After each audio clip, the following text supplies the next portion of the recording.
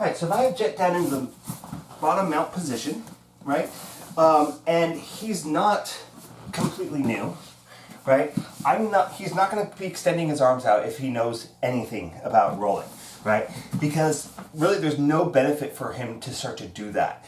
So I have to actually start to isolate this arm one way or another. So I'm going to take and create a blade with my hand, and I'm going to push on his elbow a little bit. This usually will create a little bit of space here, and then go right up his sternum, usually where there's a little bit of a gap. And I'm going to grab a hold of his shoulder, putting my knuckles on the ground. So my weight is going to shift to my fist here. I'm going to keep this blocked here. If I don't keep this blocked here, he might take that arm and he might swim it underneath there, and then there's no arm bar. It's not the end of the world. There are other things I can do with that arm, but I don't want that to happen. I just worked for this. And oftentimes, especially with Jet doesn't like to let his arms escape from his body. He's really, really good about squeezing those in. So I need to start to create a little bit of space. So I'm pushing up towards the shoulder, and I'm getting here. And I'm putting my weight on my fist here.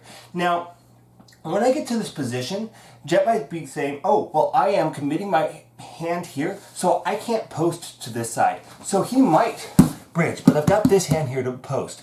Now, if he's really good, he's going to squeeze this down to his chest. He's going to bridge forward first, so I have to post forward, and then he's going to roll me. Go ahead. Right? And then he's going to roll me that way. And come out into my guard. Right? So, the thing about this is that usually when I start to get this, I'm going to go low. Right? And I'm going to put my weight over onto this side where I have a post. Right? So if he tries to buck me forward right now, right here, and if he tries to roll me here, right, my weight's over here. It's committed over here, so it's going to be really hard for him to actually get that roll on me. So I'm going to block this, and once I have it blocked, I'm going to slide my knee up to his ear here, right? I like to cup the tricep here at this point in time, just so I can get really, really good under that. You know, if he's really, really burying his elbow in, and I try to get the swing over, sometimes I'm going to end up on top here, and that's not going to be as favorable because he can immediately start to lift his elbow up and then kind of get my leg over his head and start to escape. So if I grab his tricep here and I keep it pinched in a little bit, if he can't stop me from getting my leg underneath him, and it's really important that I'm under him. Now, some people will just swing their leg around at this point and go ahead and go for the armbar. I will actually start to lean and pitch my weight forward a little bit. Right, this gets his shoulder off the ground so I can get further underneath it. Now I'm going to bring my head over to his knee. That makes this light. My IT band is where my weight is on him. Right, so I get over here, and then I can swing over and get into this position. I'm usually pretty deep under there. A little bit less than I usually like to be, but his shoulder's off the ground right now by a little bit, and he can't bring it back down to the ground because I've got that nice pinch on there, right? And then from there, I start to go for that armbar. All right. So, again, you know, my first thing is I don't want to lose the mount position. So a lot of times, if I'm in this position, he's going to start bucking and whatnot. When my hips go forward, my shoulders are going to go back. He's trying to get me to post forward. So if he starts bridging really hard and whatnot, I'm just going to ride that, right? So from here, once I'm sure that maybe he's tired or whatever and he's not bucking as hard, I'm going to push, slide, and drop my weight over to the side. I'm cupping his shoulder right here. And I'm going to start to pick it up a little bit so I can slide up.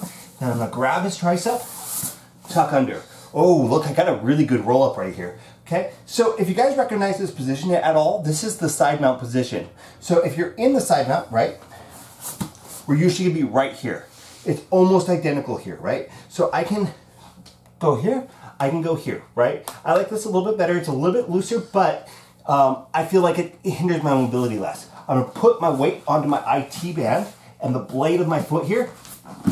That allows me to pick up the other leg and bring it around, right? And then pinch. And we have a really good armbar. I'm going to lean a little bit on, put all my weight onto his head side hip.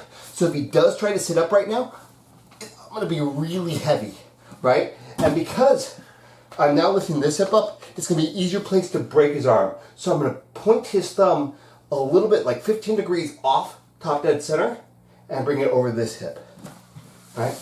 Just a little bit of an easier armbar. And a good point here, guys.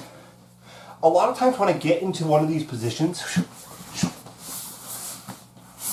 right, when I come back and I get into this position, I've got him really tight, and I'm sure my weight's over here and all that, he can't get his arm out. So if he tries to turn into me to get his elbow down to the ground, it can be really hard for him to do. So I can, right there, I can break his arm right there. I don't have to go all the way back. And one of the things that you see, like, sometimes in MMA, and especially on, like, porn wrestling sites, they just go, wham!